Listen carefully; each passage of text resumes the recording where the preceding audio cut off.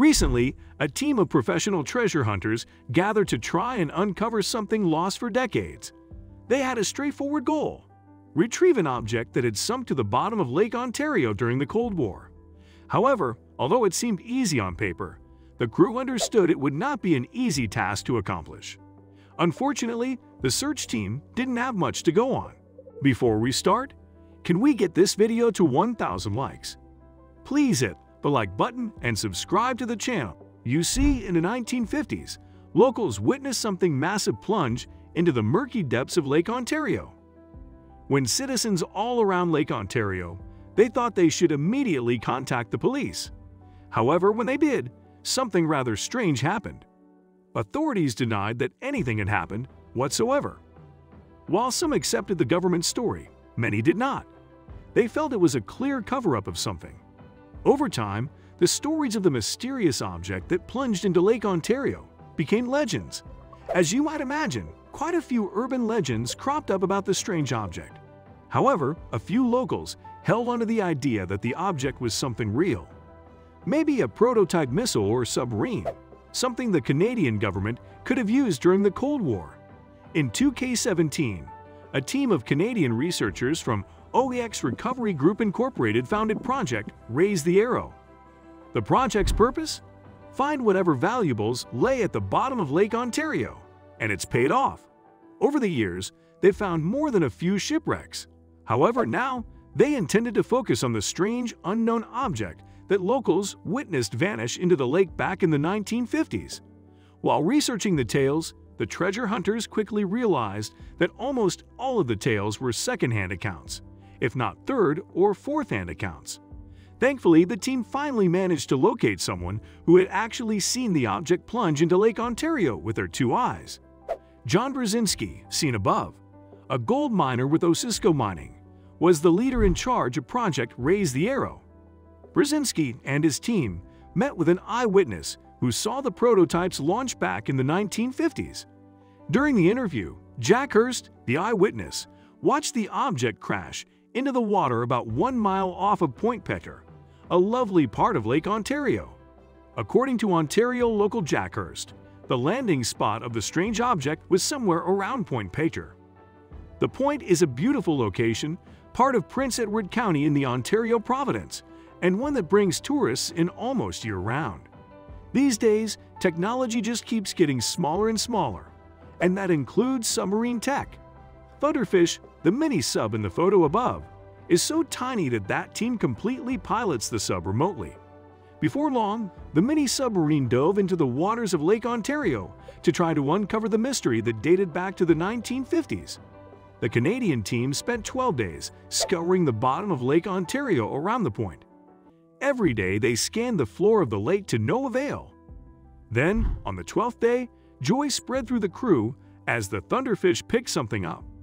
As the crew began poring over the pictures that the Thunderfish sent back, the feeling of excitement started to grow. Everything that came up from the Thunderfish seemed to indicate the project had found something worth investigating. Still, many obstacles remained. The biggest of all, how to get the object up to the surface without damaging it. So John Brzezinski sent a dive team down to investigate. When they came back, they carried with them incredible tales of something massive, covered by debris and zebra mussels. What could it possibly be? Divers worked tirelessly to first remove the zebra mussels from the object for identification. Furthermore, the difficult task required trained divers to remain at the bottom of Lake Ontario for hours and hours. As you can imagine, it was cold, hard work.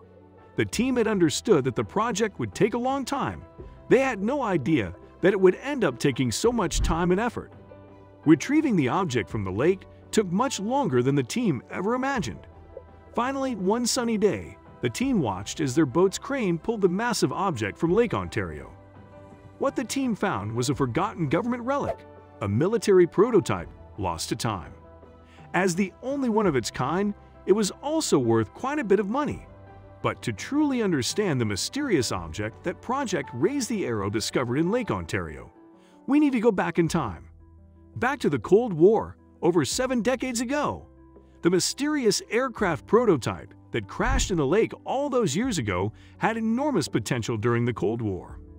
You see, at that time, the Canadian government wanted to develop a destructive jet fighter, one better than any produced by either America or Russia. They started to develop a plan for what would later become the Avro Canada CF-105 Aero, a plane that could cruise at 50,000 feet at the incredible speed of 1,500 miles per hour.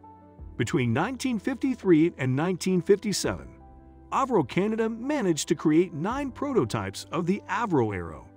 Finally, the prototypes were ready to start launching tests. The company decided to launch them from, you guessed it, Point Pater on Lake Ontario. By 1957, the Avro Aero finally launched into the skies. However, around that same time, October 4, 1957, to be specific, the Soviets took the lead in the space race with the launch of Sputnik 1. Sputnik 1 became the first satellite to orbit the Earth, stunning the world with its incredible success. Then, in 1959, the RCA had no choice but to drop the project of Avro Aero altogether and focus on building spacecraft. Rather than continuing investing all resources into the pit that Aero was becoming, the Canadian government decided to stop the project and move on. When the Canadian government ultimately shut down the Aero project, an estimated 30,000 people lost their jobs. Moreover, they didn't want anyone to use their plans to make the Aero.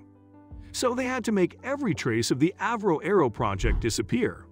After the government decided to discontinue the project, they ordered all drawings, models, and other information regarding the Avro Aero destroyed. You see, during the Avro Aero's initial launching tests, they were not able to retrieve the prototype. Furthermore, the only traces of the project that couldn't be adequately disposed of were beyond their control. They were sunk at the bottom of Lake Ontario. Of course, the government couldn't have foreseen that over 7 decades later, all of their secrets would become exposed. All thanks to a team of treasure hunters and local legends. After all those decades, Project Raise the Aero had managed to resurface the object in one piece. If the mysterious object was actually Avro Aero, it already had a home waiting for it: the Royal Canadian Force Museum in CFB Trenton. After a long process, the crew was able to accomplish their goal and retrieve the 60-year-old object. However, most importantly, the locals would finally receive answers to their questions after 7 decades of wondering what crashed into Lake Ontario. Even at first glimpse, though, the relic discovered by the Raise the Aero was clearly some kind of aircraft. Jim Johnson was the man who knew precisely what was at the bottom of Lake Ontario. You see, the man in the blue shirt in the picture above, Jim Johnson, was one of the engineers who sent these models into the lake.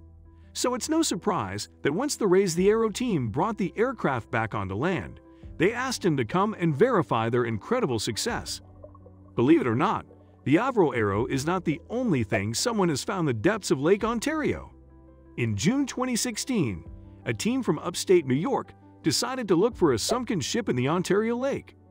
In order to do so, they used sonar to scan the deep waters of the Grand Lake.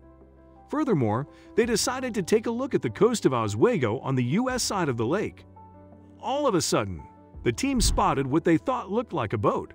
A few weeks, they deployed a camera-toting remote-operated vehicle to take a closer look at their find, and they couldn't believe what they had found. While Jim Kennard was a diver, Roger Pulowski was a pilot, and Chip Stevens was an architect.